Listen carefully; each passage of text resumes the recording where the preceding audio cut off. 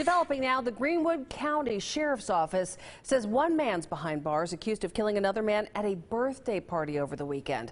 7 News' Kimberly Brown is following that investigation.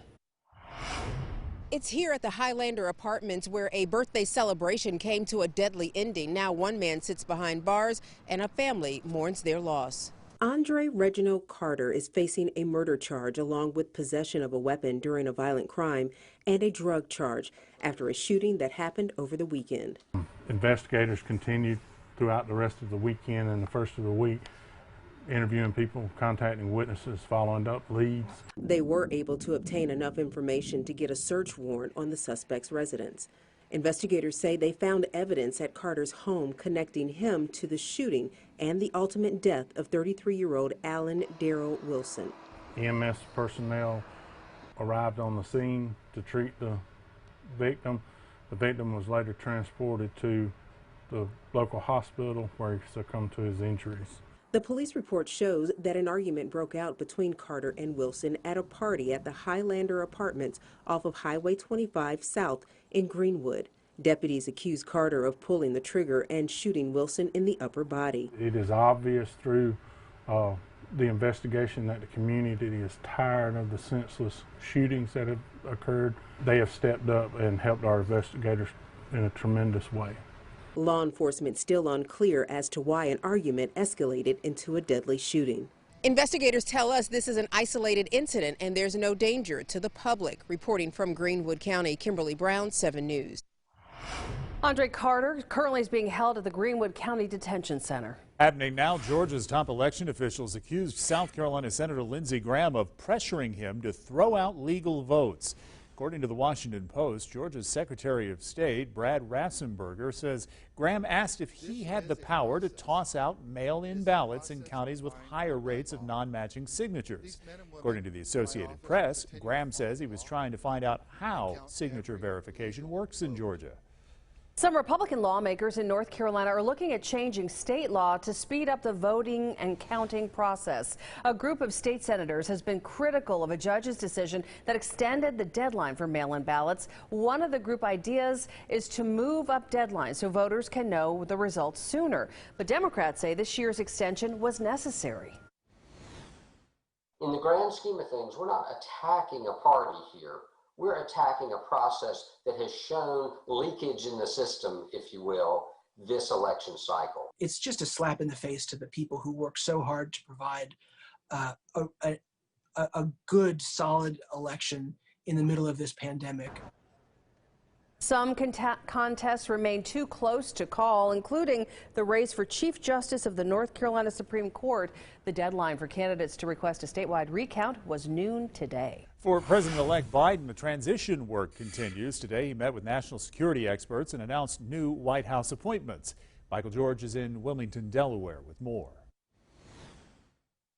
The Biden-Harris transition team has announced several more incoming White House senior staff picks. Among them is Louisiana Congressman Cedric Richmond, who will vacate his seat to become a senior advisor and director of the Office of Public Engagement. This new role will allow me to offer advice to the president when he wants it, maybe sometimes when he doesn't want it. President-elect Joe Biden spoke by phone with Israeli Prime Minister Benjamin Netanyahu before meeting with a group of outside national security experts. President Trump continues to block his own administration from giving high-level intelligence briefings. The national security meeting here in Delaware comes as the president calls for a major reduction of U.S. troops in the Middle East. That order would be carried out just days before the president-elect is set to take office. By January 15th, 2021, our forces, their size in Afghanistan will be 2,500 troops.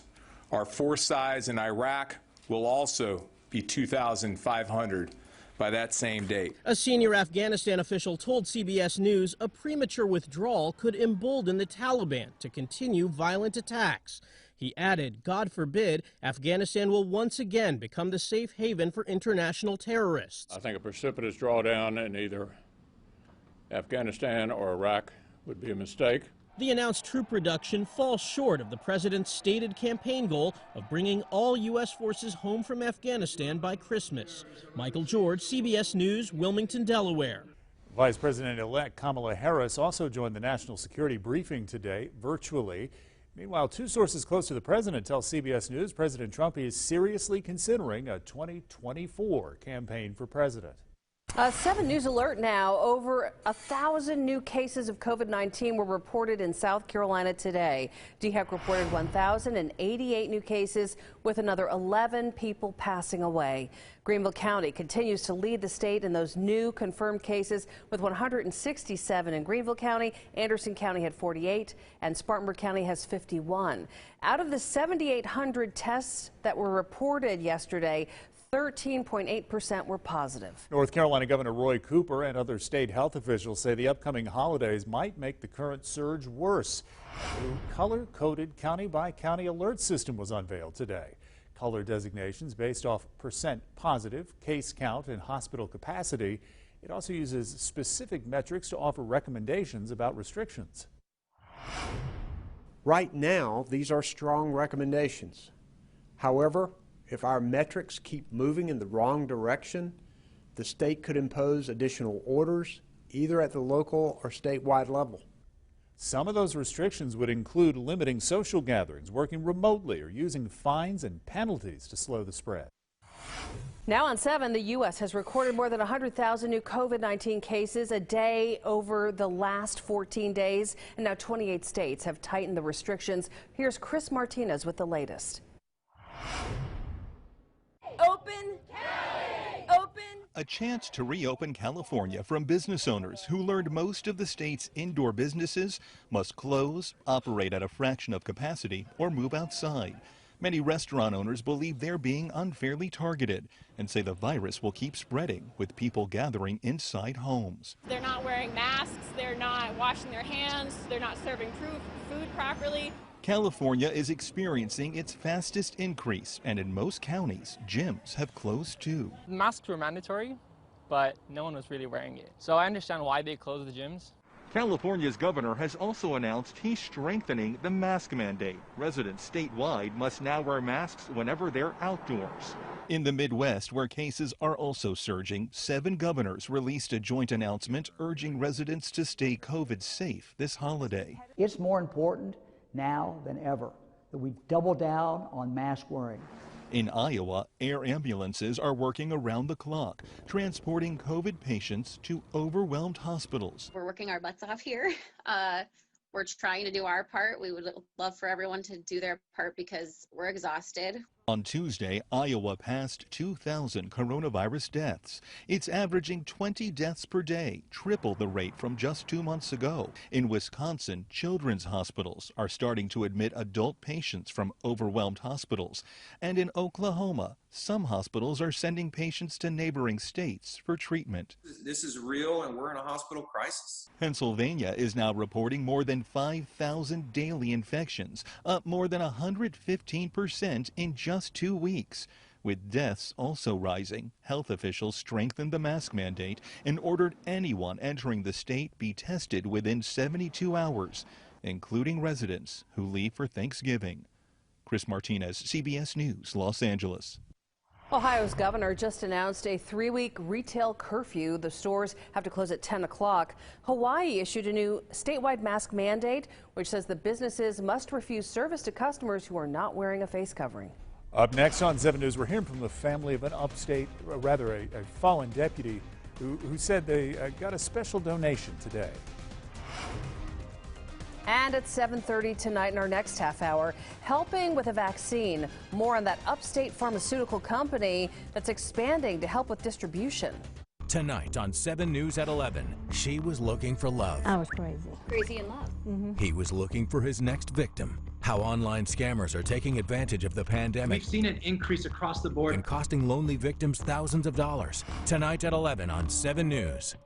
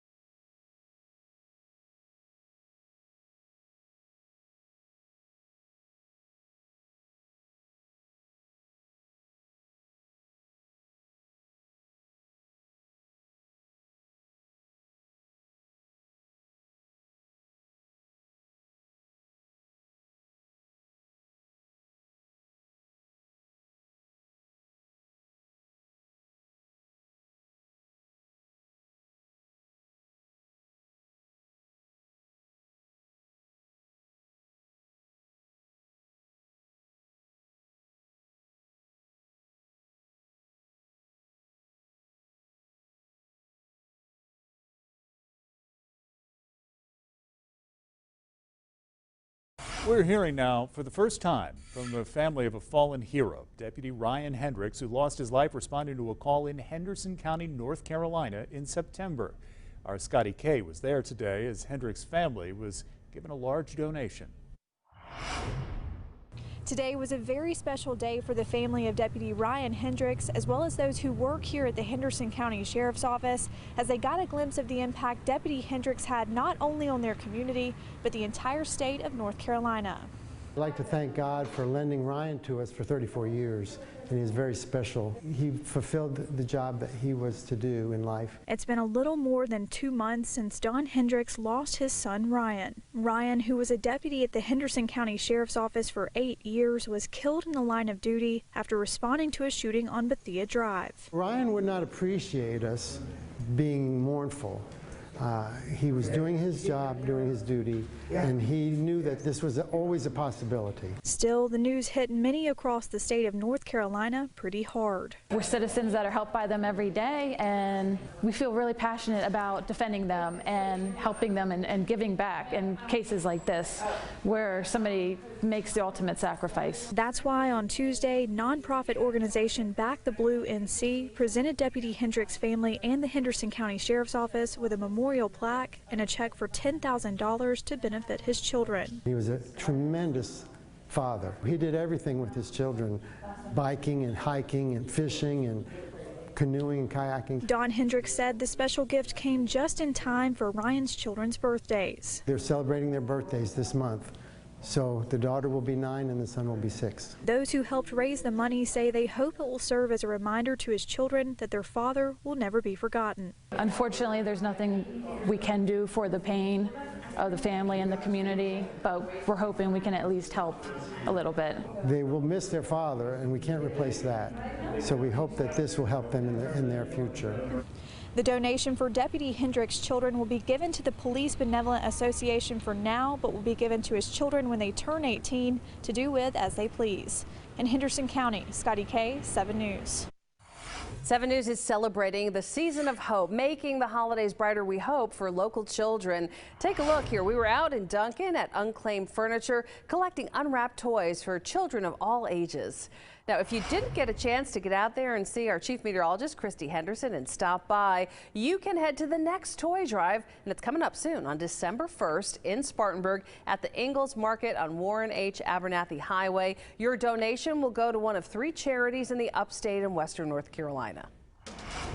Still ahead on 7 News, take a look at the damage from Hurricane Iota after it made landfall in Central America. Ooh. Scary video right there, and yeah, it continues to weaken. We've got high pressure over our area, pretty cool, steady weather pattern. We'll talk more about that up next.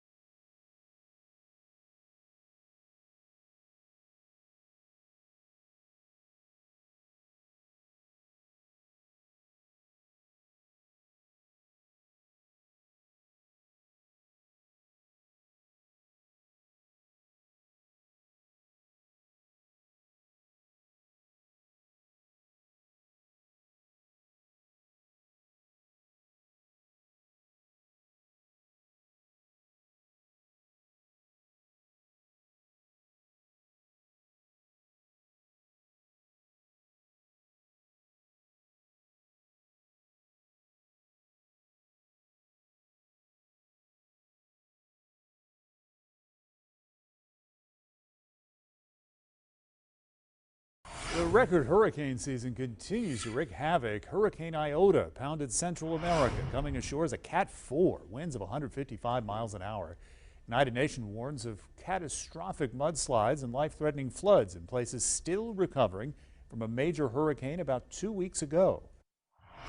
Nicaragua, Honduras, other parts of Central America have not recovered from Hurricane Eta, and now they're being slammed by this new terrific, powerful hurricane.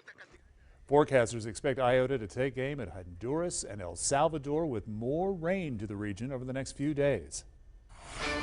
Meteorologist Jackie Brown with 7 Weather joining us to talk a little bit about the cool temperatures we're going to be experiencing tonight. Looks like a pretty nice night out there, though, even if it's cold. Exactly, Amy. It is cold, but it's nice. It's clear. It's a crisp outside. As we do take a look at downtown Anderson right now, just a gorgeous night. Again, you're going to need to bundle up out there because it's been windy as well. So cold nights and cool afternoons for the next couple of days.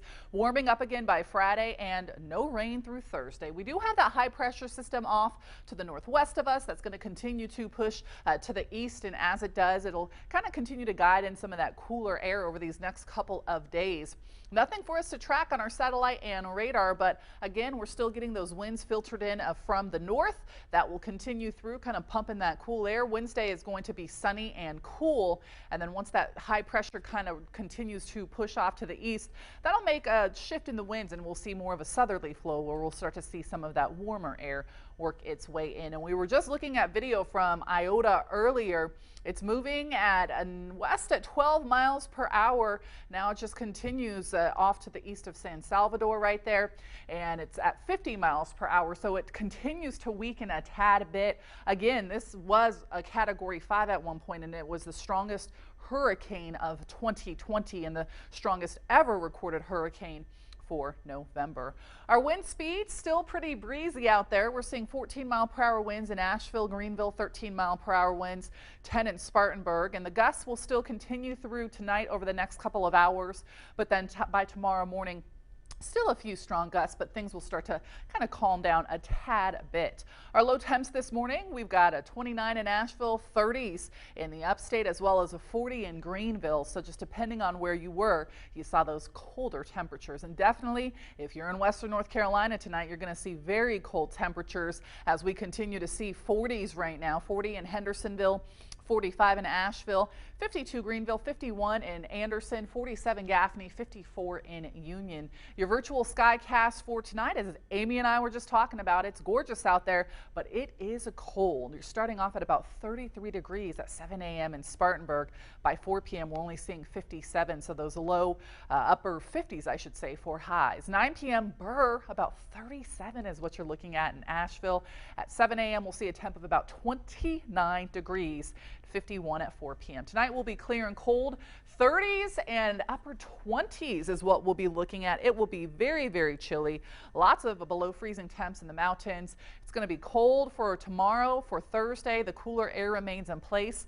Then we'll see that shift in the winds, and we'll get a bit milder for your Friday, Saturday, and Sunday. More clouds on Monday, and we'll continue to see a possible rain chance next week. And then a very, very cold start again for your Thursday morning. And then again, we see things start to get a bit milder for your Friday. So just keep that in mind. Keep your pets and your plants in mind as these next few nights are going to be quite cold, especially in western North Carolina. Amy.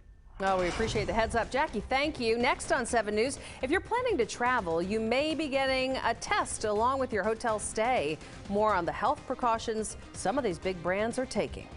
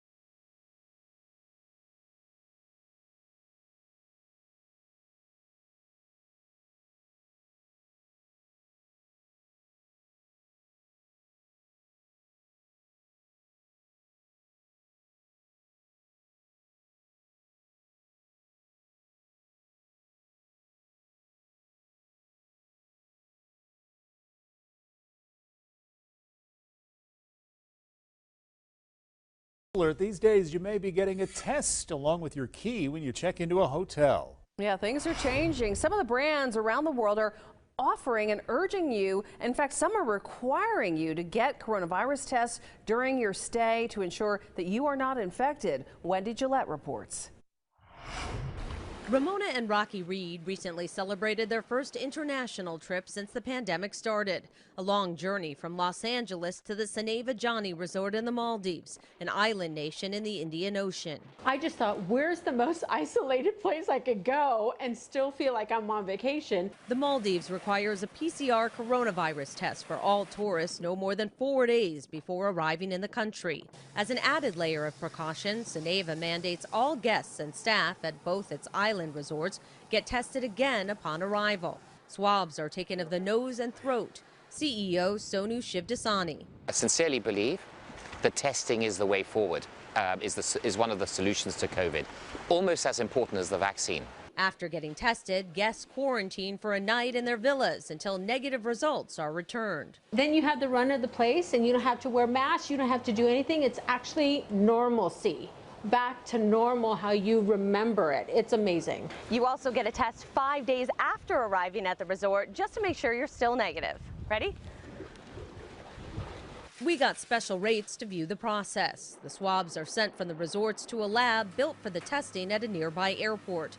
Other companies, including the resort Vela, are sending tests there for guests who have symptoms. We keep the island safe, and so far we didn't have any case of the COVID, and we are proud of that. There are a handful of other brands around the world providing testing for guests. Roommate hotels started offering free rapid antigen tests last month in Spain and plans to eventually add locations including New York and Miami. Wynn Resorts in Las Vegas is building its own on-site lab to test guests, with a launch tentatively set before Thanksgiving. Shivdasani is surprised more hotels haven't instituted testing. It delivers for everyone a peace of mind. What many of us are craving these days. Wendy Gillette, CBS News, the Maldives. Still ahead on 7 News, more housing might be coming to an upstate town. We're learning more about the possible project.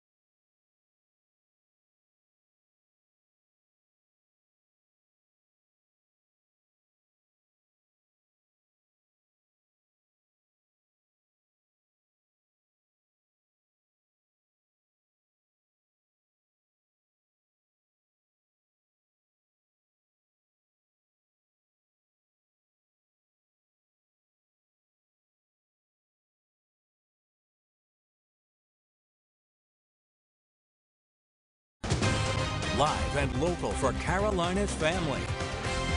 7 News at 7.